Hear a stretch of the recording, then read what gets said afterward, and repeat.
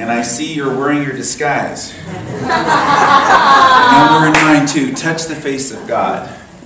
Because this is your disguise. You know, I had a fancy little, like, Groucho Marx thing, and I was going to wear it today. I lost it. And that was all in divine order. I didn't need it, because the point is well made. That the face of God is this face, and it's that face. And it is the face of the great spiritual beings. It is the face of the most common person.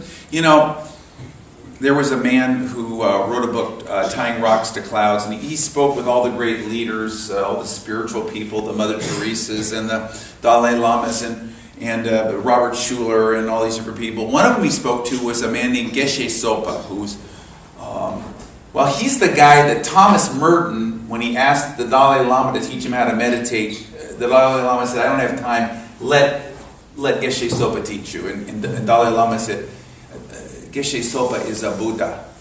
He was a great, great being. And but he had a day job. You see, he was the guy that if your VW broke down in Kathmandu, you take it to his shop. Because he was the auto mechanic for the Volkswagens in Kathmandu, Nepal. So this guy went to interview the guy, and it was 5 o'clock. He was closing up shop, and he was wearing overalls that were covered with grease, and his hands were covered with grease. And it just reminds me of the fact that when you're wanting to see the face of God, when you want the spiritual path, your next spiritual step is dressed up in greasy overalls and looks like work. And we don't recognize it because it's not what we want. You know, a lot of people are looking for the glamorous. This is a church of spiritual growth.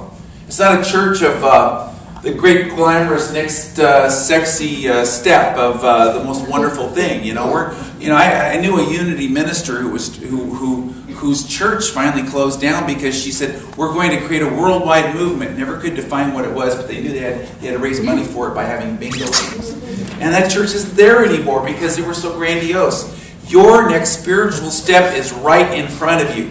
My next spiritual step is right in front of me. Together? My next spiritual step is right in front of me. And it's not glamorous, and it's not even what you thought it was going to be. So this guy goes, and he's talking to Geshe Sopa, and this mendicant showed up in robes who said that he had walked with gray, long, stringy hair all the way from down in the flatlands of India, all the way up to Nepal, to Kathmandu, to see the great spiritual teacher. And he says, where is the great spiritual teacher?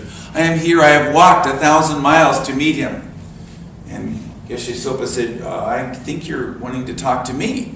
And he looked at them in his greasy overalls and he said, no, it can't be you. And Geshe Sopa said, oh, you want to see me in my robes, right? Yes, I want to see you in your robes. Come back tomorrow morning at 7 a.m. I'll talk to you in my robes. Now, how often do we not recognize the spiritual step that's right in front of us, which is to accept things exactly as they are, and then to work with them spiritually, to get that spiritual lesson from the circumstance that we didn't necessarily like,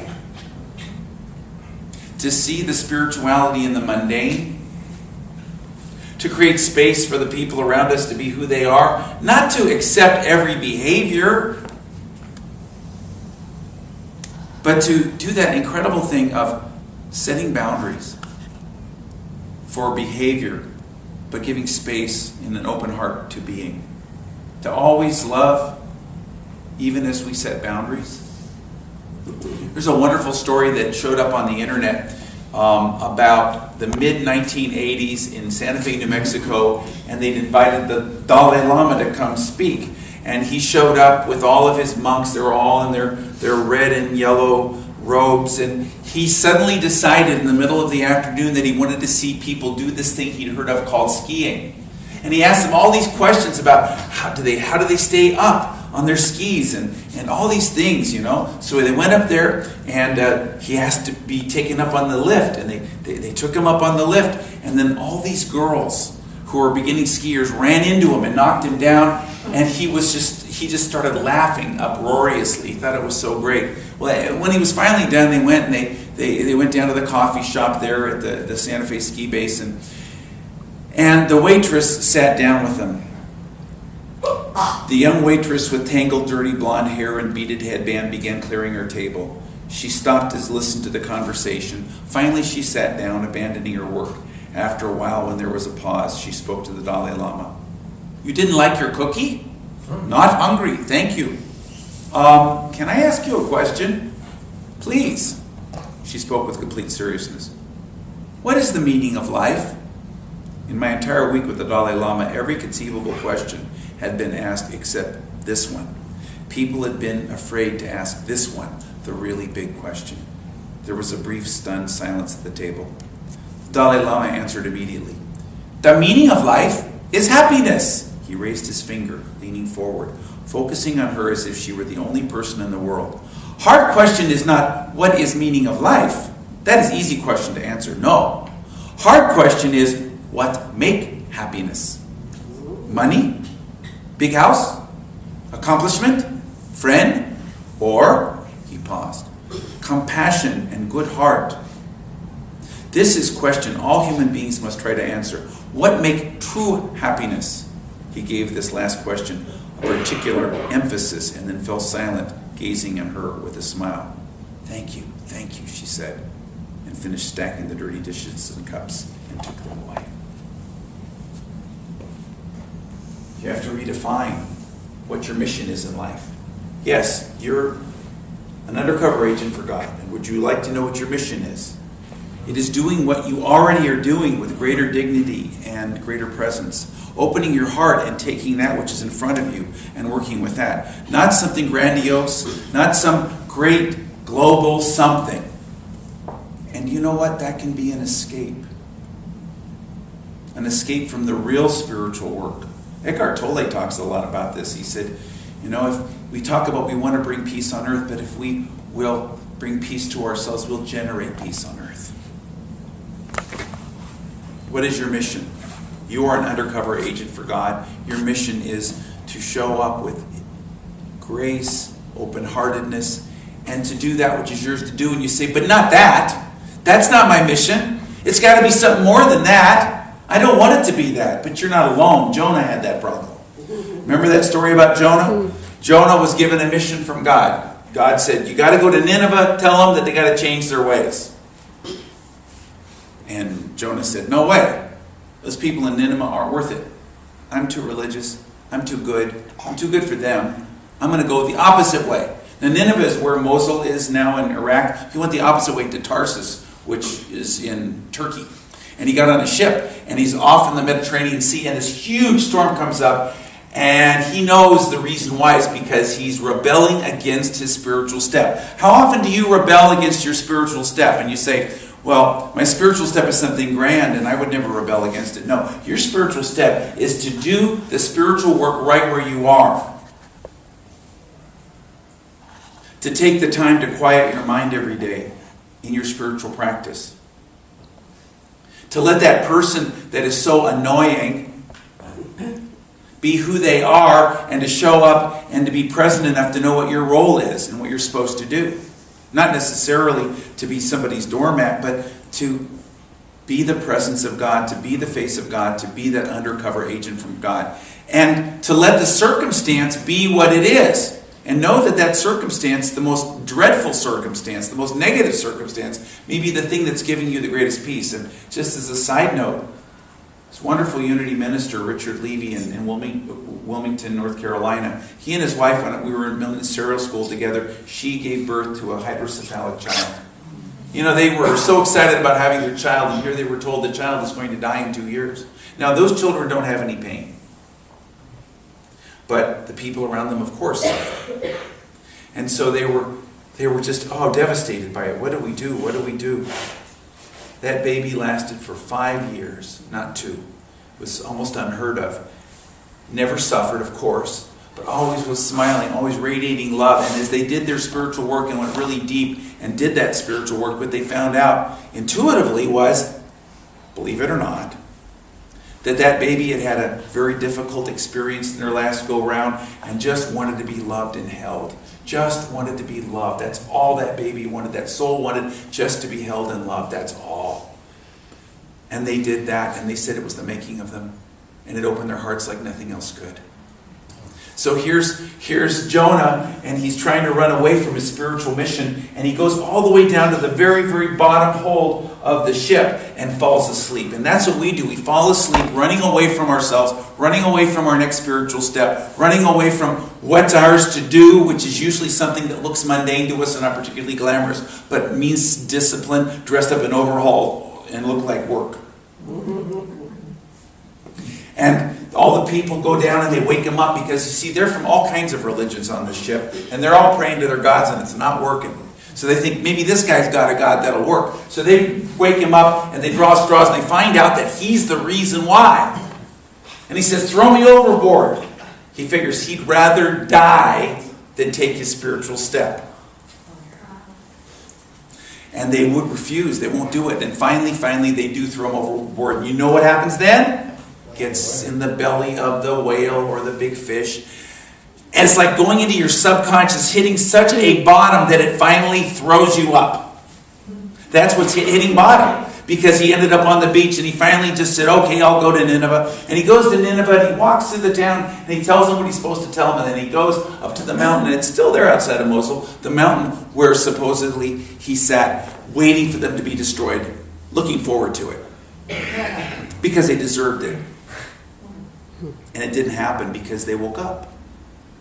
You see, we got to do our work with that attachment to results, both positive and negative. We got to take our step regardless, and we got to show up in our spiritual presence regardless of whether anybody else responds or not. But sometimes they do. And in this case, it was like, wait a minute. This isn't right. And so he was really upset. So he went out into the desert and sat down all upset. And God made a little tree to grow to give him shade while he was in this stew. And you know that happens to us. We get a little grace. We get a little, have you ever had like grace come to you? Something kind of help you through a tough time. But it only lasts for a while because you got to take your step. And so then it says God allowed the tree to die. And Jonah was really angry then because he didn't even have a shade tree. So God asked Jonah, what are you so angry right now? Why are you so angry about a bush? Jonah answered, I have plenty of reasons to be angry. I'm angry enough to die. Oh, look at you, Jonah. You're all upset about a little tiny bush. So if you're upset about a bush, why shouldn't I have compassion for 120,000 people who don't seem to know their right hands from their left? Not to mention all their cattle. And it really says that, not to mention all their cattle. I love this story. I love this story because it tells a story about spirituality that doesn't look like anything that we think it should be. And you know what I love about this story is that's the end. It doesn't say that, Jonah had a realization to turn his life around. That's it. That's the end of the story. It's kind of like, what are you going to learn from this? Are you going to take your spiritual step? Are you going to recognize the face of God when it's wearing overalls? Jesus had that experience. Well, he was that experience. Remember, I saw on the internet somebody put a poster that said, next time you ask what would Jesus do, remember it might eventually have to do with knocking over tables and carrying a whip. And Jesus did a lot of things that don't look spiritual to us. And he was talking about John the Baptist when John the Baptist's disciples came to him and they were asking Jesus, about his teachings and what he was about. And he said to all the people there, why did you go out into the desert to see John the Baptist? What do you think you were going to see? You see, John the Baptist, according to the Bible, ate locusts and honey, wore wild animal skins. He broke all the ritual rules. He didn't look like anything spiritual was supposed to look. He said, why did you go out of the desert to listen to John the Baptist? Did you think you were going to see a weed waving in the wind? Did you think you were going to see a fine man dressed up in wonderful soft clothes? No, those people live in palaces. What you saw was a prophet and more than a prophet. And then he said something very strange. Even the least in the kingdom of heaven is greater than him. What does that mean? That means that when we take our spiritual step, we move past even that John the Baptist consciousness, which is the peak, the pinnacle, and the culmination of human consciousness taken to the highest religious consciousness, and we move into the spirituality. You see, John the Baptist was the ultimate religious guy. He took it to the highest level. Repent, turn your life around, change your ways, and Jesus is saying there's something even higher than that. And what is that? That is moving into that consciousness that is waiting for you right here and right now. That consciousness that is asking you to embrace it. But it may show up in a way that's surprising to you. It may not look the way you want it to. David, this is a difficult story, but David MacArthur, who has the Unity Church in Walnut Creek, California, was the Assistant Attorney General of the state of New Mexico, a very powerful, well-connected political man. And he came home and his wife had been killed by their foster son. And the baby was crying, and he comforted the baby, and he had to take care of that. And that began him on his spiritual journey and the spiritual quest that led him to the spiritual step that he had to take. He became a Unity minister. You say, but that's not what spirituality is supposed to look like. That's bugs and honey. That's wild animal clothes. That's not what I wanted. But the very thing that you need to embrace, that very difficult experience in your life that seems to be your detriment, is that which will be the making of you. And that person that you say, oh, I can't surrender to this. This isn't who I am. That may be your greatest making. I shared at 9 o'clock about that story, about what happened with Lynn and I about 2 years into our marriage. I mean, I had a very interesting self-image. I thought that I had it all together, and I was kind of a rock star. You know what I'm saying? I was I had it together. I knew what I was doing. Everything was great. And she went to Unity Village, became a licensed teacher, got her license, and she got her guidance. It was so strong. Come back and tell them what's going on. She hadn't dared tell me that before. Not that I would have listened. And so she told me, and she knew what I was going to do. It was kind of like Jonah going to Nineveh. She figured that I was just going to do exactly what I did do, which is no, it was her problem, and I was fine. And so as I chose to go out and spend the night on the couch, before I went to sleep, I said, okay, and I was sincere. See, I was sincere with this one question. I said, if this is indeed true, if there's anything to this at all, can you show this to me? Knowing full well that that wasn't the case. And I woke up the next morning and everything looked different. It all looked different. I didn't know why, I didn't know how, but I knew that there was something to what she was saying, that it was true. And I said to her, I don't know what's going on, but I know that what you're saying is true. You know, I want to work on this. Well, that put her in a funny position because she was all ready for me to just slam the door in her face. So she went, oh my gosh, we had to work on it together. When you've got a spiritual step to take, you've got to let go of the results. Now, this is a very tricky thing because we really are results-oriented. We want to get things done in the world. We want to make sure that things all happen a certain way. But you know what? You get better results to the extent that you let go of results because you're able to flow with and to move with the circumstances of life in a way that is harmonious and that allows for a give and take and allows other people the space to go through what they're going through. You are an undercover agent for God. And the people around you are too. You are the face of God and you can touch the face of God. But they are too. And the circumstances in your life, that work situation or that neighbor or that situation you're dealing with a relative, that is the very thing that is the making of you if you open up to it, if you allow for it to be. So each one of us has that opportunity. You know, this morning, this is Spirit of Service Sunday, and we do this twice a year. And I was going to do this during the announcements, but I just get to do this right now, which is to just take out your little sheet of paper. And I know a lot of people volunteered. We don't do this because we want people to be volunteers or we need volunteers. We have plenty of volunteers. This church is an abundance church. We have this consciousness that says that it's against our religion to burn out. It's against our religion to create things that are obligations. But we have to understand that we are here to express God on earth, and there are ways to express it. So one of these may speak to you. So I want to ask you to just kind of take a look at this. And when the offering basket goes around, circle yes on the one that fits you and put it in there. But understand this, that you are the face of God, that you are an undercover agent for God. And greeting somebody on a Sunday morning or speaking to a child in Sunday school about the principles that you're trying to learn, or helping the sound to run. And notice we don't have anybody in the sound today. It's a snowy day. That these may be your spiritual steps. So, just kind of mull this over. And during the offering time, I'm going to ask you to take a look at it. But right now, I want you to join with me and understand that you're not going to play it small anymore. That you're not going to cultivate your own little garden. There's the Jonah story was commented on by a couple of well-known writers.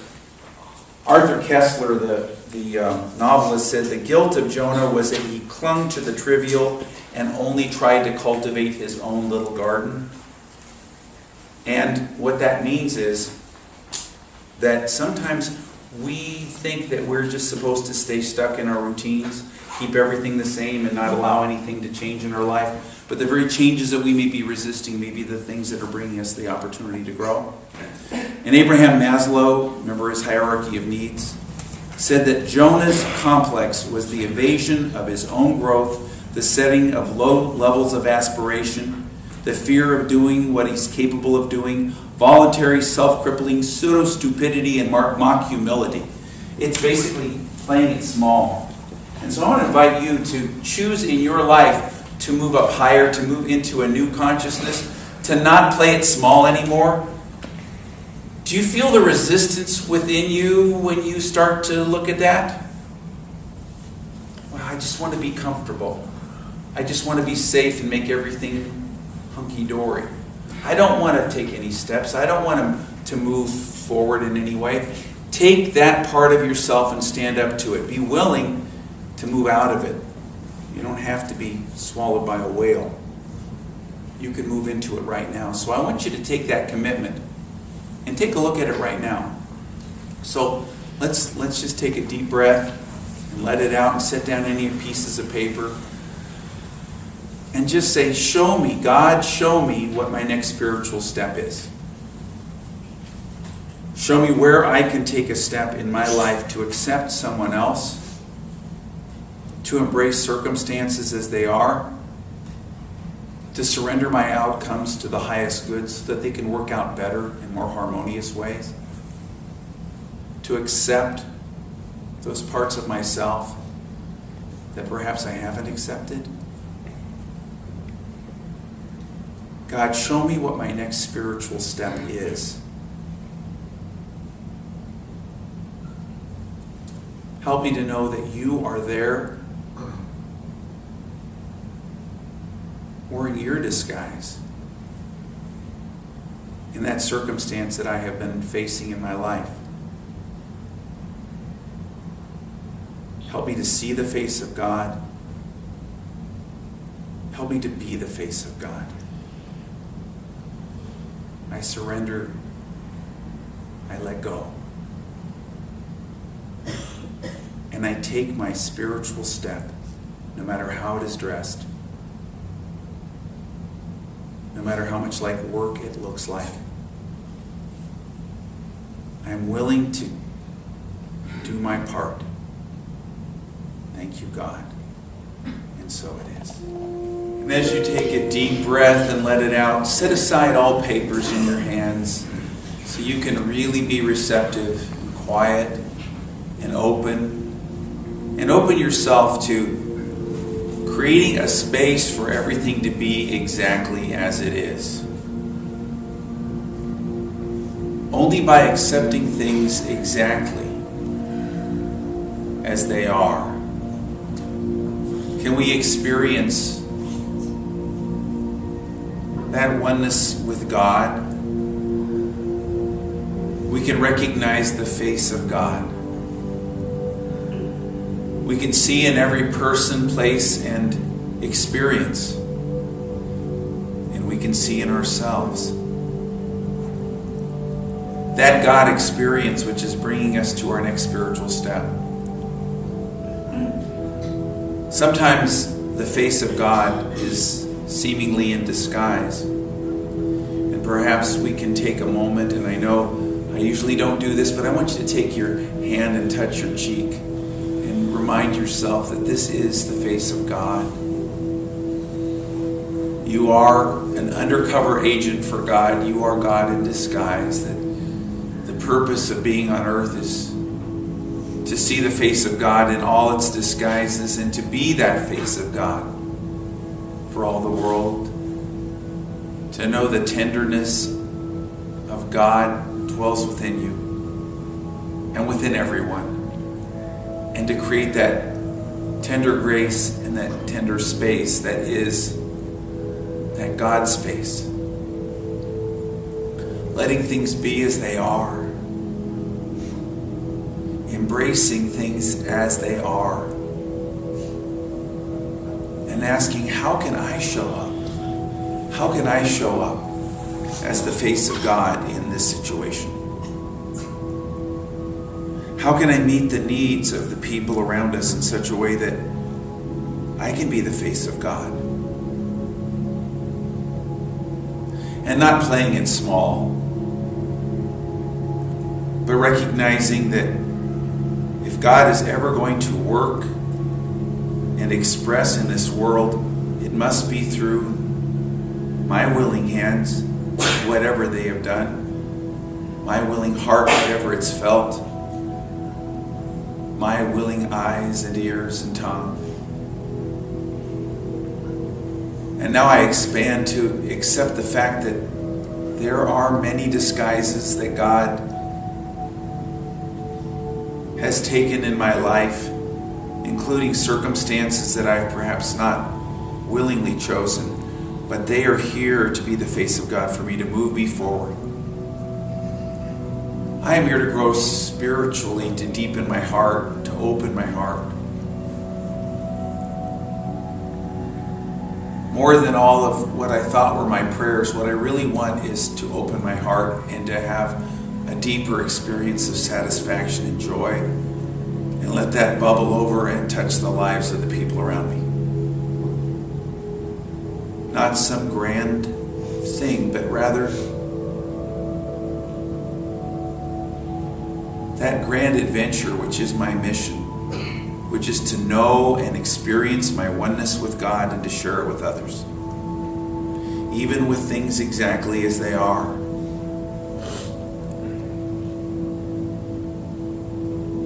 But this can only be done with a willing heart, an open heart. Truly, my purpose in life is to open my heart enough to share this experience with others. To open my heart enough to see with the eyes of the heart. And to recognize the face of God in every circumstance. To fulfill my purpose. To be that willing eyes and ears and hands and heart. And so taking some circumstance that's there in my life, I just say, God, let me show up in it as your face, as your arms, your eyes, your ears, your hands, your speech. Let me be your face.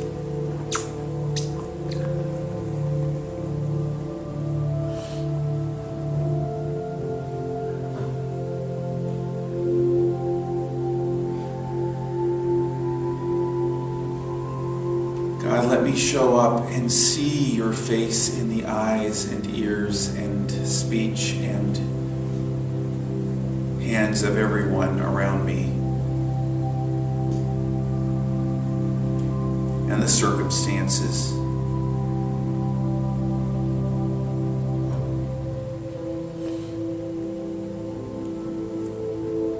Let me take my wholehearted step without attachment to outcomes, so that the best outcomes can come out, so that this can be done with a sense of ease and grace.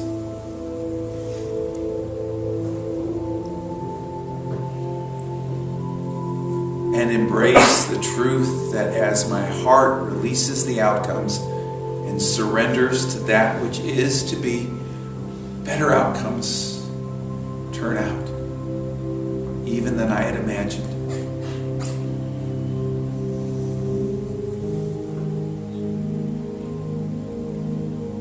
I surrender. I let go. And so it is.